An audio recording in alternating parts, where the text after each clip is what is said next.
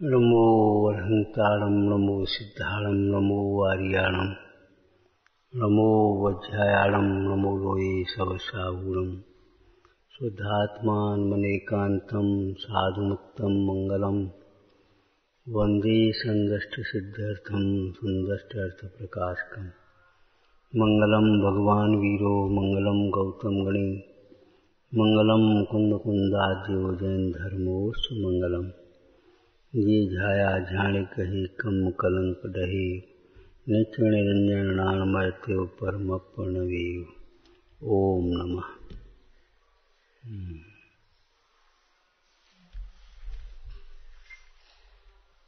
निश्चय से जो पुण्य पाप को समान नहीं मानता वह जीव संसार में भ्रमता है। प्रवचन सार जी में तो घोर संसार में भ्रमता है चलेगा, लेकिन भाव क्या है इसका? विचार करो।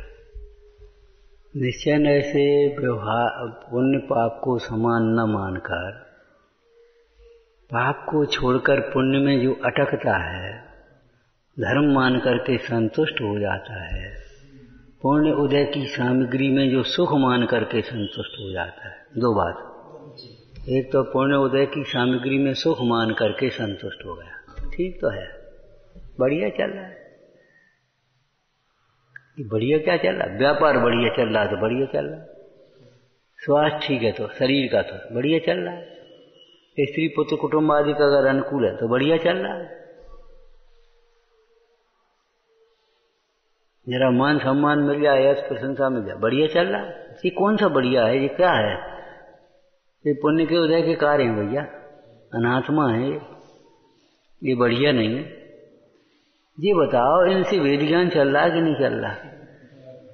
कि बढ़िया चल रहा, बढ़िया चल रहा। व्यापार में सफलता ही सफलता चलती है, तो कभी ये भी लगता है तुम्हें ये हमारा व्यापार नहीं है, ये सफलता हमारी सफलता नहीं है? अगर नहीं लगता तो समझ लेना चाहिए हम पाप के उदय को दुख रूप मान रहे और पुण्य के उदय को सुख रूप मान रहे, समान नहीं मान रहे। पुण्य पाप को समान मानता है, क्या मतलब है? निंदा प्रशंसा को समान मानता है, अनुकूलता प्रतिकूलता को समान मानता है, भोग और रोग को समान मानता है। रोग पाप का उदय और भोग पुण्य के उदय। विपदा संपदा को समान मानता है, मैल मसान को समान मानता है। ये उदय की ओर से कथन किया, और समान मान करके उस महल को भी मसान समान मानता है। मसान में कोई एक क्षण भी नहीं रहना चाहता बिना प्रयोजन। बोलो, इस मसान में, अब ग्रंथ में मसान कह देते हैं, इस मसान में कितनी देर रहना चाहिए? चलो आज इस मसान में घूमे आए अपन, थोड़ी देर बैठ लें यहाँ अपने आराम से, ऐसा हता भाव। तो जी बताओ, महल में थोड़ी देर रह लें, अभी और रह लें, बोलो कैसे भाव आएगा? महल मसान।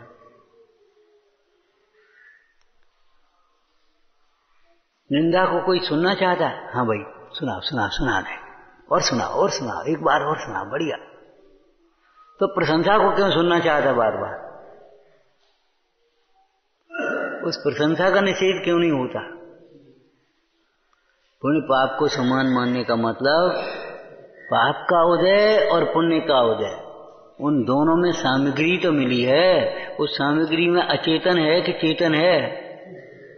तेरे लिए सुख इष्ट है कि अनिष्ट है? सुख का कारण है कि दुख का कारण है? लेकिन संतुष्ट मगन। ऐसी भूल अपने में हो तो दूर कर लेना, ये कहने का मतलब है बढ़िया। आज भोजन बहुत अच्छा हो गया, पुण्य के उदय का कार्य है। इसमें क्या हुआ? उन भावलिंगी संतों से पूछो, उन विरक्त ज्ञानियों से पूछो, योगियों से पूछो, उनको कभी विकल्प नहीं आता आज आहार अच्छा हो गया।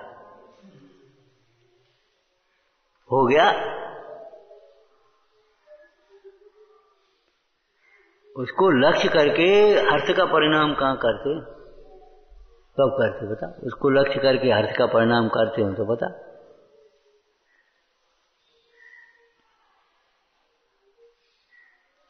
पुण्य पाप को समान मानता है, अर्थात क्या है कि पाप के उदय के समान ही पुण्य के उदय को भी, अर्थात पुण्य के उदय में मिलने वाली सामग्री को भी हेय जानता है, भिन्न जानता है, निस्सार जानता है, अध्रुव जानता है, अचरण जानता है, दुखरूप जानता है। और कैसी तबीयत? बढ़िया। अरे बढ़िया तो धर्म ज्ञान कर, भला आदमी बढ़िया बढ़िया कह रहा और कहाँ लगा है पाप में? कल क्या होगा? जोलो न रोग जरा गए तो लो झटित निहित कर।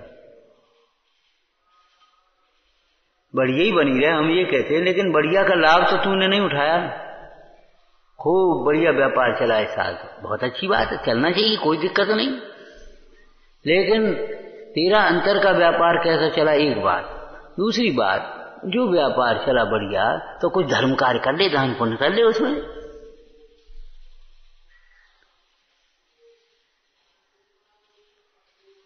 भाई नहीं होगा तो क्या करोगे पता है, तो कर ले। बहती गंगा में हाथ धोने हो तो धो ले भैया।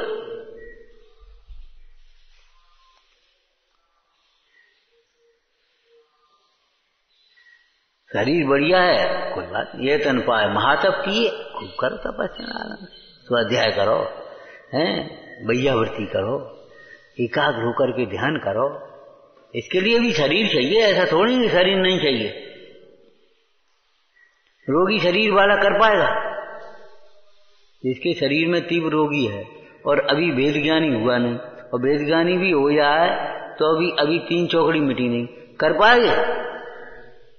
बेर शरीर में उपयोग या बैठा ही नहीं जाता, क्या करोगे बता? सुनाई नहीं देता, सुन पाओगे जिनवाणी? आंखें कमजोर हैं, दिखाई नहीं देता, शास्त्र पढ़ पाओगे? तुम्हारे पास पैसा नहीं है तो उस पैसे का दान कर पाओगे?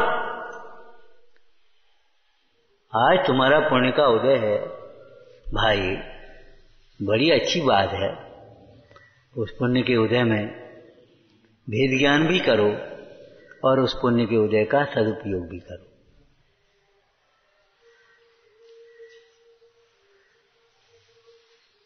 तब तो बढ़िया है, और नहीं तो कछु बढ़िया नहीं है। 4 दिन की चांदनी फिर अंधेरी रात। बढ़िया बढ़िया बढ़िया बढ़िया बढ़िया कहते कहते जीवन में एकदम उतार पे आ जाता है कहीं। और बढ़िया मैं कुछ नहीं समझ रहा, कुछ नहीं करने को तैयार होगा। सदैव भेद ज्ञान रखना, यह अनित्य है, अचरण है। पुण्य पाप में आप समानता का अर्थ समझ गए कि पुण्य के उदय की सामग्री भी पाप के उदय की सामग्री के समान ही अनित्य तो है। अगर शरीर में रोग है तो अनित्य है, और अगर तुम्हें जो शरीर भोग मिले हैं तो भी अनित्य।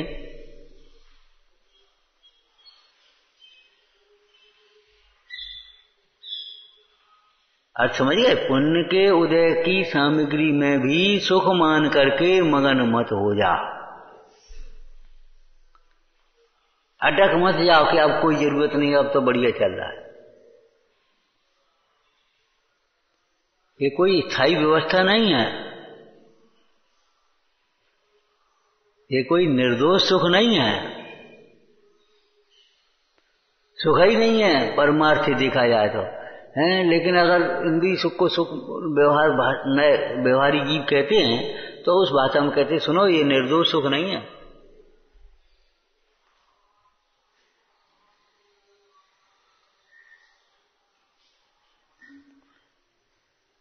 पड़ोस में आपका एक घर था किसी का, आप आए, आपके घर का ताला लगा था, माँ ताला लगा के कहीं चली गई होंगी।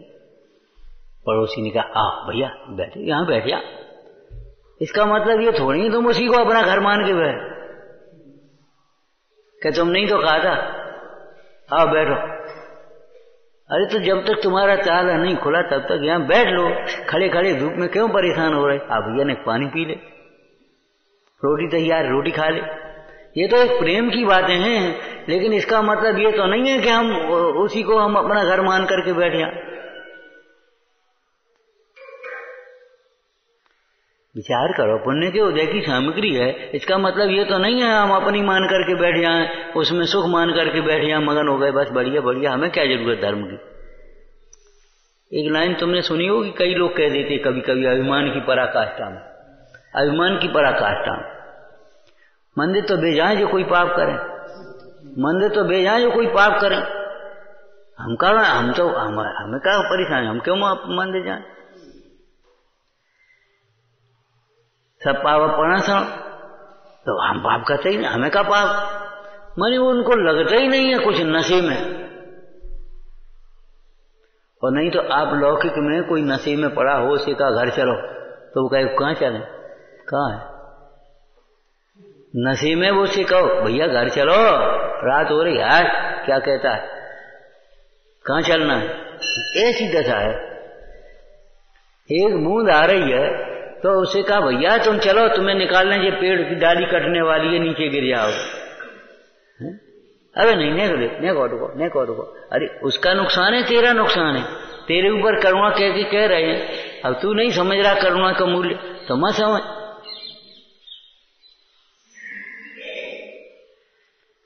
पुण्य के उदय को सुख नहीं मानना, जैसे पुण्य का पाप का उदय वही जीव के लिए आकुलतामय है, ऐसे ही पुण्य का उदय भी आकुलतामय है, तृष्णा को बढ़ाने वाला है। हम तो उसको और एक दृष्टांत देते कई बार, देखो पाप के उदय की प्रतिकूलता को झेलना सरल है, पुण्य के उदय की अनुकूलता को झेलना बहुत कठिन है। जमीन पे पांव नहीं रहते, फिर किसी को कुछ नहीं समझता, किसी की बात मानेगा नहीं, हिसाब से चलो। हाँ, क्या होता है हिसाब किताब क्या होता है।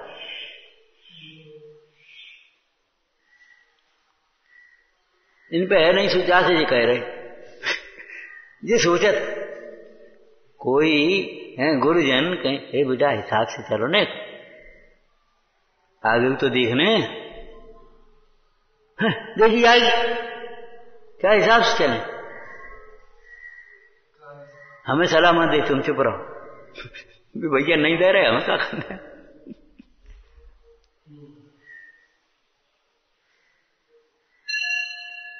पुण्य के उदय समझो, मुंह की दाल का पानी हो, चाहे कोई पचा लेगा, हल्का हल्का पाचन वाला भी, लेकिन बादाम का हलवा रात भी नहीं पचा पाता। ऐसे पुण्य के उदय की अनुकूलता राज भी नहीं पचा पाता, अभिमान ना आए बहुत मुश्किल है, प्रदर्शन की भावना ना आ जाए बहुत मुश्किल है, ये बहुत मुश्किल है, रोके नहीं रुक रहा। पाप के उदय में तो कोई समझावे तो, हालांकि तीव्र उदय हो तो वो भी नहीं रुकेगा, भैया अब स्वाध्याय का, तो मैं स्वाध्याय की पढ़ी है, वो पाप के उदय वाला भी ऐसे ही बोलेगा तीव्र उदय में, पेट भरो हो तो सब सूझ जाए तो स्वाध्याय, हमारी तो तबीयत न ठीक नहीं है, अरे इसीलिए तो कह रहे स्वाध्याय करो, तबीयत ठीक नहीं है, लेकिन उसको नहीं लगेगा।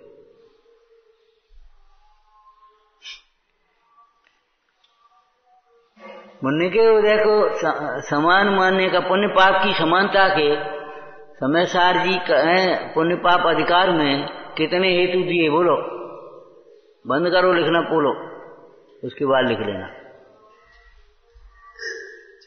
हाँ 4 दिए ना, बोलो। नंबर 1 कारण, पुण्य का कारण और पाप का कारण, हेतु कारण एक ही तो बात है? तो दोनों का हेतु अज्ञान है।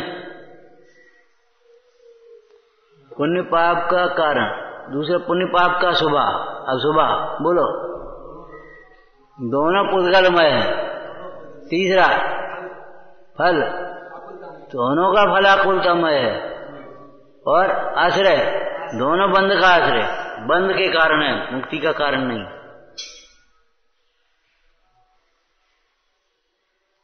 पुण्य पाप दो नाश के ज्ञान महान प्रकार। और उसमें क्रम होता है, वो एक अलग व्यवस्था है।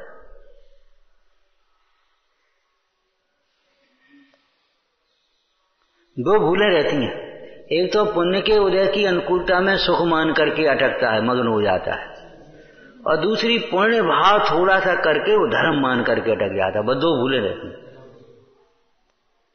इन दो भूलों के निराकरण के लिए ये कहा पुण्य पाप को समानता।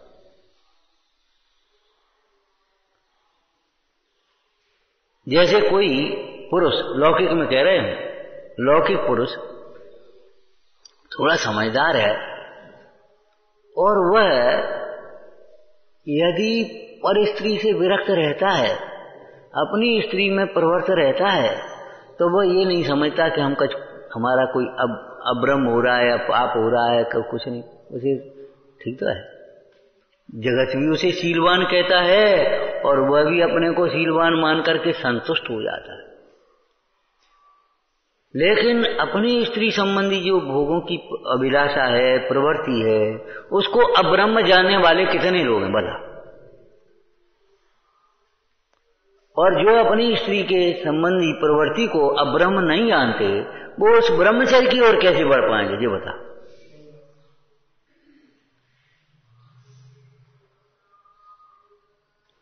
लोगों ने कहावत बना ली, एक नारी सदा ब्रह्मचारी।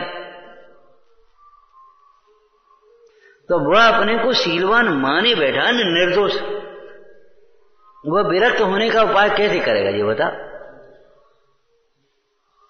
तो अब समान मानने का मतलब क्या है? रावण ने कहा था समान। उपरंबा नलकुबर की पटरानी जब आई रावण के सामने, तो पहले तो उसने थोड़ी सी छल कर लिया, युक्ति कर ली, चाहे कुछ भी कहो उसको। ऐसे जंगल में क्या नगर जीतने की युक्ति, तो उसने विद्या बता दी, नगर जीत लिया। उसके बाद उपरंबा से कहा, देखो पहले तो तुमने हमें विद्या दी है, तो तुम हमारी गुरु हो गई, माता समान हो गई, एक बात। दूसरी रही भोगों की बात, तो उच्च कुल की नारियों को ऐसा परिणाम, ऐसी प्रवृत्ति शोभा नहीं देती। तीसरी बात, पुरुष में कोई विशेषता थोड़ा ही है, पुरुष में कोई विशेषता थोड़ा ही है। तुम्हें अपने तुम उच्च कुल की कन्या, उच्च कुल की रानी है, तुम अपने पति में संतुष्ट रहो, तुम्हें तुम्हारे लिए तुम्हारे पति को हम स्वतंत्र करते हैं। तो उन्होंने क्या कहा, पुरुष में कोई अंतर थोड़ी, कहा है अंतर बता। जो उसका राग है, स्पर्शन है, रमण है, वो उसमें क्या अंतर है बता। माने वो भी तो हिंसात्मक है, राग है वो पाप है, और रमण है वो द्रव्य हिंसा रूप है। तो इसका मतलब क्या था, इसका अर्थ सही समझ में आया कि नहीं? वह उससे विरक्त करना चाह रहा था। स्वस्त्री को भी परस्त्री के समान नहीं, और स्पष्ट करो, स्वस्त्री संबंधी भोग प्रवृत्ति को भी परस्त्री संबंधी भोग प्रवृत्ति के समान अब्रह्म जान करके ब्रह्मचारी होना योग्य है। स्वस्त्री परस्त्री को समान मानकर परस्त्री में प्रवृत्ति करके कुशील में, अनाचार में योग्य नहीं। ऐसे पुण्य पाप को समान मान करके तुम पाप में प्रवृत्त हो, स्वच्छंद होकर के, इसलिए नहीं कहा। ऐसे भी मोह की तीव्रता वाले पुण्य पाप समान है, कहा बात, वो तो एक ही बात है, पुण्य करो चाहे पाप करो, क्या फर्क पड़ता?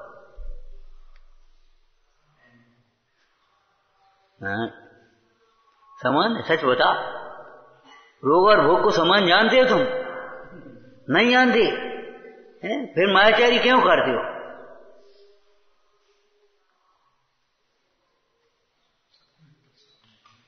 निश्चय न ऐसे, अर्थात निश्चय के लिए, अर्थात निश्चय के विषयभूत शुद्ध आत्मा की प्राप्ति के लिए उसको भी समान जानकर, पुण्य को भी पाप के समान है जानकर उससे भी विरक्त होना, ये कह रहे, तब तो ऊपर चढ़ पाओ। और यदि पाप के फल के में तुम हा करोगे भगवान का, अब तो ये घर में मन नहीं लगा, क्या करें, कोई मानता सुनता है नहीं, तो सब मानते सुनते हो तो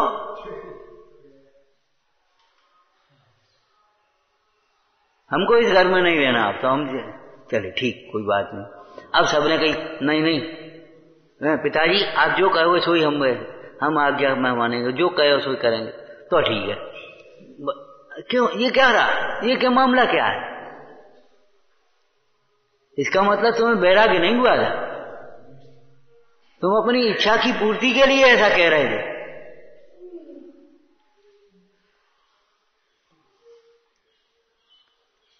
विरक्त जीव प्रतिकूलता है इसलिए विरक्त होता है, ऐसा नहीं, अनुकूलताओं में विरक्त रहता है।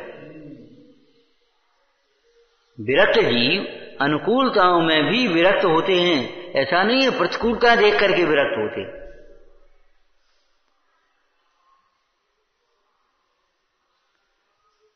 समाधि मरण के 5 अतिचार हैं। जीवित मरना संसार, मित्रान राग सुखान वन निदान आने है। जीविता संसार मतलब अनुकूल शरीर है तो ये बना रहे, अब बच जाए ऐसी भी भाव नहीं करते। और शरीर में कोई रोग की तीव्रता है, भगवान जल्दी छूट जाए ऐसा भी भाव भी नहीं करते, ठीक है। और ऐसा भाव करने से होता भी कुछ नहीं, वो तो जितनी सांसें हैं जितनी हैं, एक सांस नहीं बढ़ेगी आप, होता भी कुछ नहीं।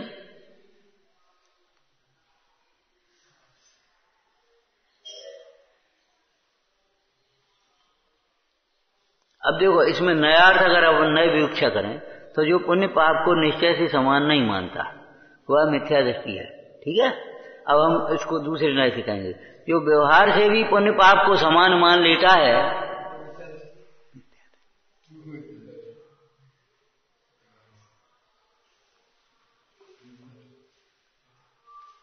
जो व्यवहार में भी पुण्य पाप को समान मान लेता है, कहीं उनका लेने देने पर, और मानता नहीं है ईमानदारी से।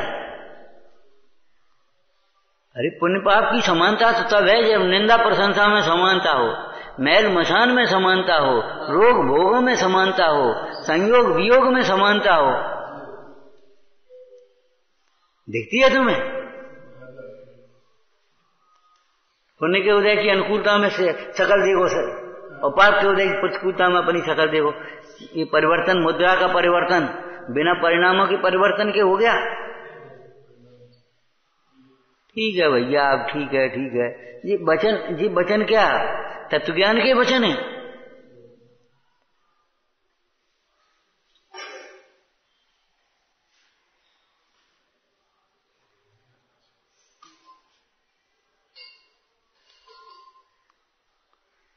विचारना, समझना भैया है कि पुण्य पाप को निश्चय से समान मानता है। निश्चय समान मानने का मतलब यह है निश्चय की ओर बढ़ना है, समान मान करके।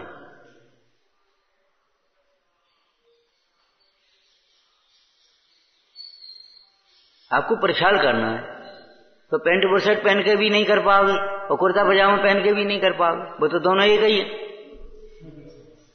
तो दोनों एक ही है, इसका मतलब ये थोड़ी ही चाहे कुछ पहना, चाहे जैसा पहनेंगे। अरे भाई इनको भी उतार करके आ जाओ, प्रचार करना ना, इनको भी उतारो और कपड़ा बदलो और आ जाओ। दृष्टि बदलो, कपड़ा बदलने का मतलब हाँ दृष्टि बदलो, अपनी भावना बदलो, परिणाम विचार बदलो और बस आ जाओ। अब तुम्हें निर्दोष सुख की प्राप्ति होगी। जो जीव पुण्य के उदय की अनुकूलताओं में सुख मान करके मग्न हो जाते हैं वे जीव प्रायः नरक जाते हैं। चक्रवर्तियों को देख लो, कितने चक्रवर्ती हुए? 12। 2 नरक क्यों गए बताओ? उनका शरीर छोटा था, उनमें शक्ति कम थी, उनकी सेना कमजोर थी। बोला उनके पास रत्न नहीं थे, सब कुछ था, फिर क्यों नरक गए? कि उसी में मगन होकर के उन्होंने वैराग्य धारण नहीं किया। जो चक्रवर्ती राजपद में मगन होकर के ही मरते हैं वे नरक जाते, और राजपद को छोड़ करके जो दीक्षा ग्रहण करते हैं वे स्वर्ग में जाएंगे, मोक्ष में जाएंगे, नरक नहीं जाएंगे। कई बार आगम का एक कथन है, इस पंचम काल में इतने मुनि जाएंगे, हैं निगूढ़ादि, तो मुनि जाएंगे, इसका मुनि नहीं आएंगे, ध्यान रखना। मुनि पद को धारण करके जो उस मुनि पद का निर्वाह नहीं करेंगे, भ्रष्ट होंगे, भी जाएंगे। अब वो भाव नहीं समझते तो भैया अपन नहीं मुनि मुनि, तो तुम मोक्ष जाओगे।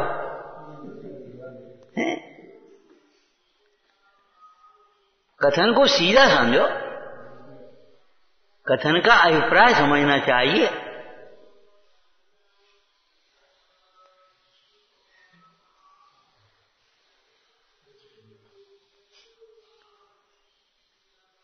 तो पुण्य पाप को समान काय के लिए बताया, किन हेतुओं से बताया? चार हेतु आपके आ गए संसार के। इसीलिए तो बहुत शास्त्र पढ़ने स्वाध्याय करने से इसको शास्त्र बांचने योग्य बुद्धि हुई है। हर प्रसंग में हर एक बातें थोड़ी कहेंगी, लेकिन उसका अर्थ वहां से निकालना पड़ेगा, उसका अर्थ वहां जोड़ना पड़ेगा। अब अलिंगरण के देखो, प्रवचन सार जी में अलिंगरण शब्द के अर्थ से व्याख्या की है, 20 अर्थ किए, और समय सार जी में अरस के अरूप के 6 अर्थ किए। तो अब समझना तो पड़ेगा, उस गाथा को यहां से भी समझो, यहां भी समझो, और फिर यहां प्रमाण करो, यहां से समझो। सही बात तो ये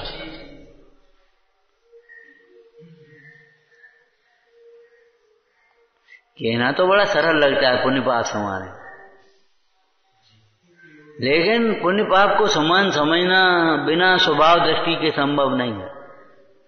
किस बल से तुम ये बताओ, किस बल से शरीर को भिन्न समझोगे? बिना तत्व ज्ञान का बल हो कैसे से आप भिन्न कर समझ लोगे? जो शरीर तुम्हारे पीछे पीछे संग चल रहा है, शरीर को घर पे छोड़ा और तुम यहां आ जाओ, ऐसा नहीं हो सकता है। पूरी पर्याय में शरीर साथ में रह रहा है, उस शरीर को भिन्न किस बल से समझोगे?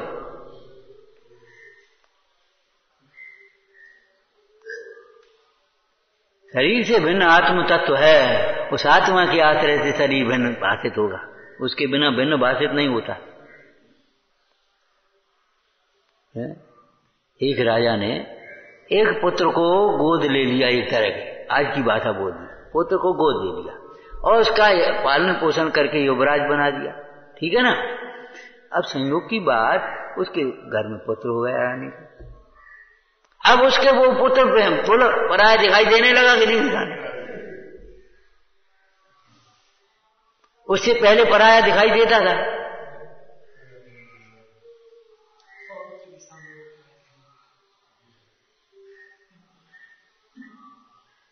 शायद प्रद्युम्न कुमार के साथ भी हुआ, ऐसा ही हुआ था। एक दिन बोली जने ये कहां से आ गया, और प्रद्युम्न ने सुन लिया, राजा के पास पहुंचा, सच बताओ मेरे माता पिता कौन है? आपने पालन पोषण किया, आपका उपकार है, आप हमारे सच्चे माता पिता हैं, लेकिन सही बताओ हैं? भामंडल के साथ कैसा? भामंडल कहां था? भामंडल का कहां हुआ था? हाँ, भामंडल के साथ हुआ था, भामंडल के साथ हुआ था, बिल्कुल।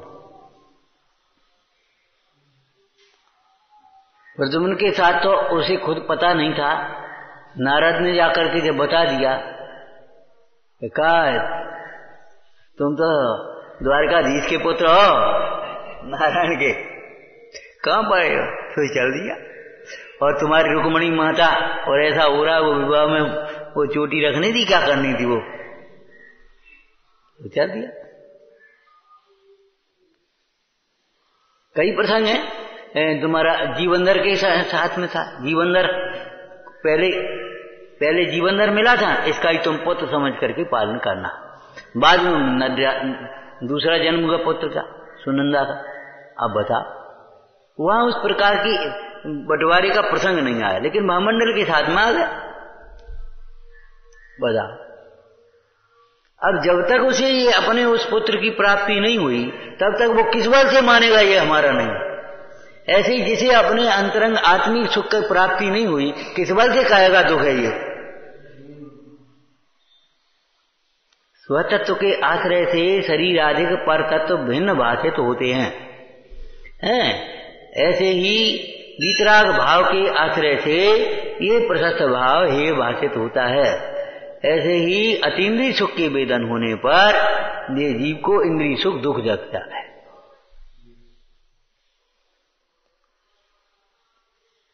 शुद्ध भाव हो तब तो ये अशुद्ध भाव लगेंगे, और नहीं तो एक शुद्ध एक अशुद्ध लगेगा ही, उसमें क्या बात है। और मोह में ऐसा ही होता है, ये हमारा ये तुम्हारा। किस बल से कह रहे ये हमारा और ये तुम्हारा, किस बल से कह रहे बताओ? झूठी कह रहे कि सच्ची कह रहे? तुम अपने ढूंढो, ये भी तुम्हारा नहीं है। गुरुओं की शरण से, आगम के अभ्यास से, गुरुजनों के प्रसाद से, युक्ति के अवलंबन से तुम अपने तत्व का निर्णय करो। ये तुम्हारा नहीं है और ना होगा। ये अजीब तत्व, भिन्न तत्व शरीर नहीं होगा तुम्हारा। और अब समझ लेना, जहां दे अपनी नहीं तहां ना अपना को। जब दे अपनी नहीं है तो फिर और कौन अपना हो सकता है? किस बल से तुम जीतोगे? समान, बिल्कुल समान है, सही बात। किसके आश्रय से समान है? किसके लिए समान है? किस प्रयोजन से समान कहा? शास्त्रों में आचार्यों के अभिप्राय को ग्रहण करना चाहिए। जो जी पुण्य पाप को सर्वथा समान मान करके स्वच्छंद प्रवर्तते हैं, वे जीव निश्चयवासी होते हैं। और जो पुण्य पाप को में समान न मान करके पुण्य में संतुष्ट हो जाते हैं, अटक जाते, वे व्यवहाराभासी होते हैं।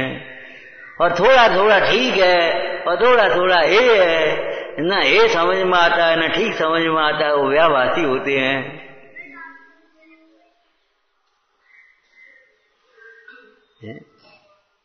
सम्यक दृष्टि कौन होते हैं?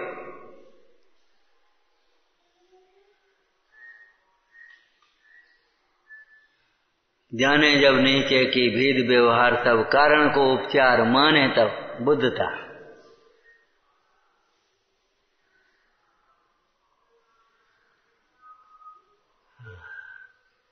समान है अर्थात अगर उस उदय की उसकी देखें तो दोनों पुद्गलमय हैं और दोनों आकुलतामय हैं और दोनों अशुद्धता रूप हैं। अनात्म धर्मत्व की अपेक्षा समान है। ये एक शब्द लिखा प्रवचन साजियों पर ना, अनात्म धर्मत्व। इनमें अनात्मापना है, आत्मा नहीं है। अनात्म धर्मत्व की अपेक्षा समान है। विचारना। सहजानंदी शोध स्वरूपी अविनाशी में आत्म स्वरूप। सहजानंदी शोध स्वरूपी अविनाशी